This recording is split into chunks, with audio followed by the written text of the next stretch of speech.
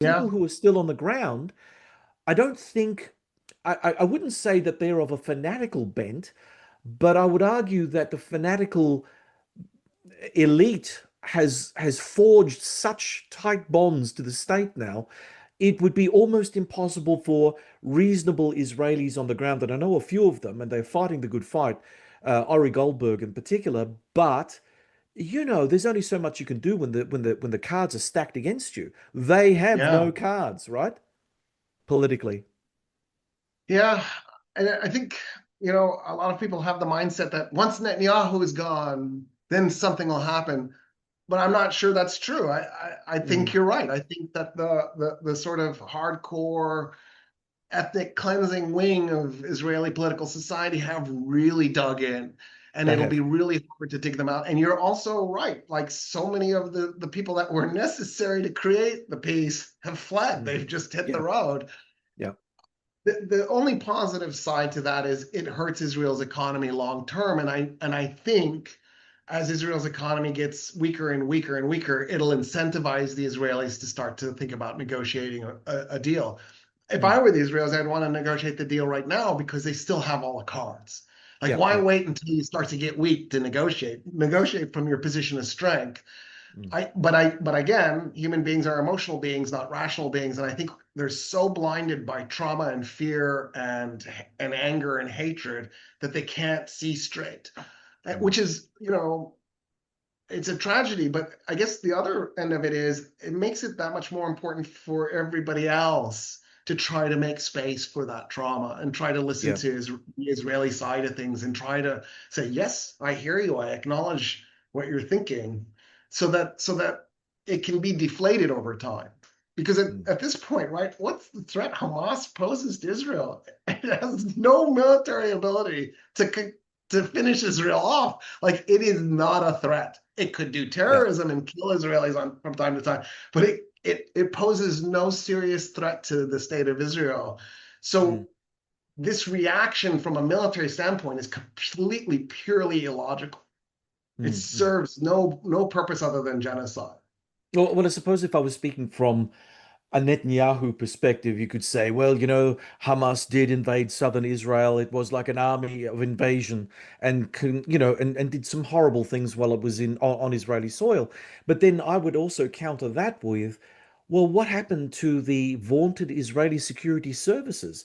How could Yeah, a so-called Hamas army invade southern Israel when Gaza was allegedly meant to be an open air prison with 24/7 guards? Something yeah. happened, something catastrophic happened, and sadly, I don't think that we'll ever be alive long enough to see justice in that sense, where Netanyahu is brought to account for whatever the intelligence failure was, because he was prime minister at the time. It was on his watch.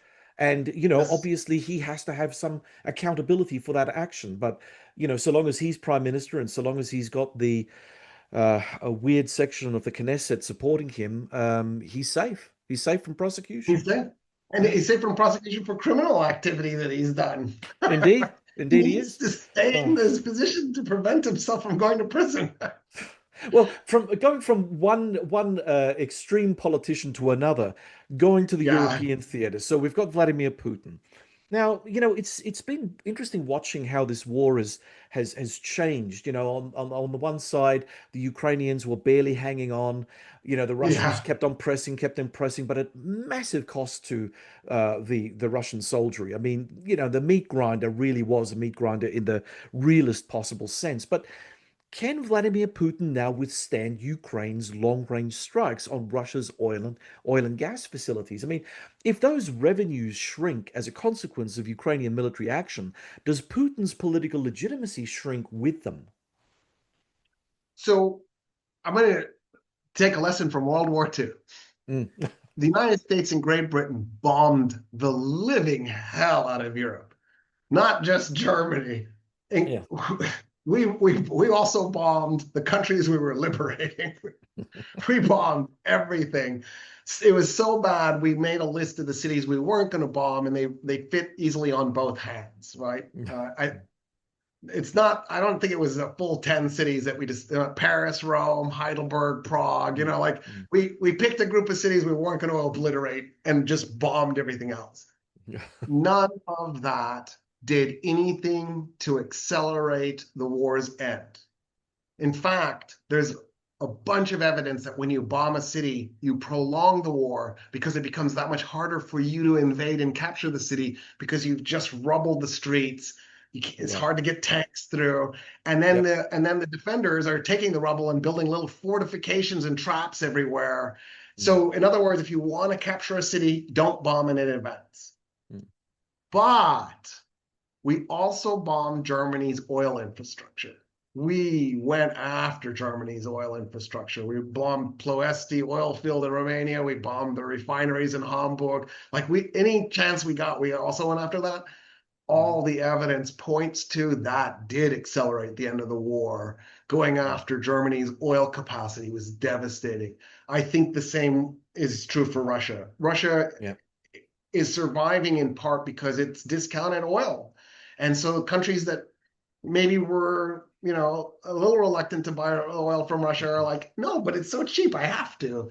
And if Russia can't sell the discounted oil to the PRC, to India, to the other states that it's selling it to, then it has nothing to sustain its war machine, and Putin is going to start to get into trouble. Yeah. Um, Having said that, Putin's done such a good job of clamping down on the Russian state. It'll be hard to dig him out. Uh, you know, up until we keep making this mistake of saying that Russia invaded Ukraine in 2022. It invaded Ukraine in 2014. It accelerated the war in 2022. Up until 2022, though, it looked like Putin had had 22 brilliant years of Mm. just playing the United States, punishing Georgia, punishing Mm. Ukraine. Like it was a really strange. He had such a amazing series of victories. He started to look like he couldn't be defeated, and then he Mm. made this mistake in 2022 when he accelerated the war in Ukraine. And now it's been like 3 years of wow, maybe he wasn't the genius we thought he was. Yeah. Yeah. And I have to wonder if he's not gonna at some point start to think I have to extract Russia from this. Mm. And Ukraine bombing the oil infrastructure, I think, gives him a good way to incentivize. Like, okay, look, guys, we Mm. do need to make some kind of deal. We can't afford to do this too long. So I'm hopeful that this will actually push Russia towards ending the war because as long as Russia, as long as Putin isn't paying a real cost for it, there's no reason we can't fight this war for 200 years, right? Oh, It yeah, for it sure. it needs to go beyond just high casualty rates. It needs to hurt Mm. the economy.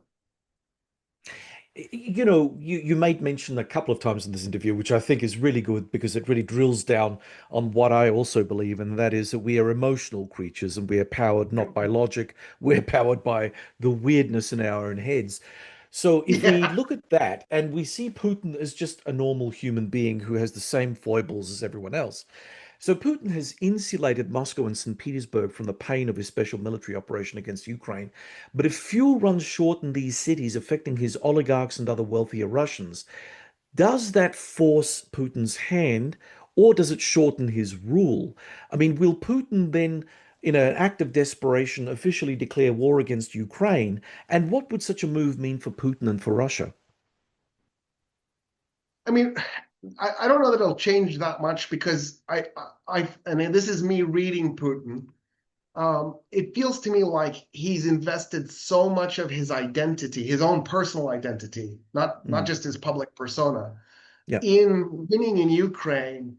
It's hard for me to see how he can step back and say I lost, mm, or even make a deal that's so like in 2022 instead of attacking Ukraine and hindsight is 2020. It looks to me like what he should have done is gone to the Ukrainians and said, "Look, I'm going to attack you unless you right now sign a treaty where you cede Crimea officially once and for all and relinquish all claim to it, and we get a piece of Donetsk and Luhansk or yeah, something." right? Yep. And then the Ukrainians will come back and they'll say, okay, maybe Donetsk, but not Luhansk. Who knows? I don't want to go into those details. But Mm. instead of doing the war, negotiating out a deal, because when you think about it, what difference does it make if Russia gains 10% of Ukraine? It's such a tiny chunk of land compared to the size of Russia. It'll have such a small impact on Russia's economic well-being, on its security. From a rational standpoint, this war is purely irrational. There's Yeah. nothing Yeah. Russia's going to Yeah. gain that launches Russia into a position of superiority over the United States or the PRC. You know what I mean? Like Mm. it's chunk change. And in the process, he's wrecked his economic relationship with the European Union. Germany's number one trading partner was Russia. It's not anymore. Mm. Russia's Mm. number Mm. one trading partner used to be Germany. It's not anymore. Like it's now China. His goal in 2000 was to make sure Russia didn't end up underneath China's sphere of influence. He's failed. He launched Russia into China's sphere of influence, and so like from a rational standpoint, he's no longer acting in a way that even lines up with his own best self-interest and his own goals. Mm. The only thing I can think of is he's stuck in pride, and there needs to be some mechanism to help him save face. Mhm. Of course, if you're a NATO leader, you don't want him to save face. You want to grind his face into the dirt. Yeah, This yeah, is and great. understandably so, though, because I mean, Yeah, there's always that fear that so long as Putin remains in power, and so long as we don't know who's after Putin, because we could end up having someone far worse than Putin ever was. yeah, The thing is that Russia still poses a threat until it stops posing a threat. Now, one could also say that this war firstly, Putin wasn't the fourth dimensional chess master that everyone thought he was. And secondly, the yeah, war, even if he comes away with 10% of Ukrainian territory, it would be spun as a victory in Moscow, but it's a Pyrrhic victory because he's just sacrificed, I don't know, maybe one or two generation of young Russians, plus the yeah, entire military industrial complex, which I think is pushing crap up a hill right now, yeah. trying to equip whatever's left of the Russian army. So yeah, I think he's driven Russia off a cliff because however you He spin it, wrecked his sovereignty. He yep, wrecked Russia's sovereignty in regard to yep, China. He yep. he he wrecked their economy. Like this is a disaster. History will not forgive him for this. History will not forgive him. He Mm. looked like a genius till 2022, and he looks And like then he just he's left it. Yep, yep, yeah. He agreed. just ruined his legacy. Mm. And at this point, if I were him and I was rational, I would be trying to figure out a way out.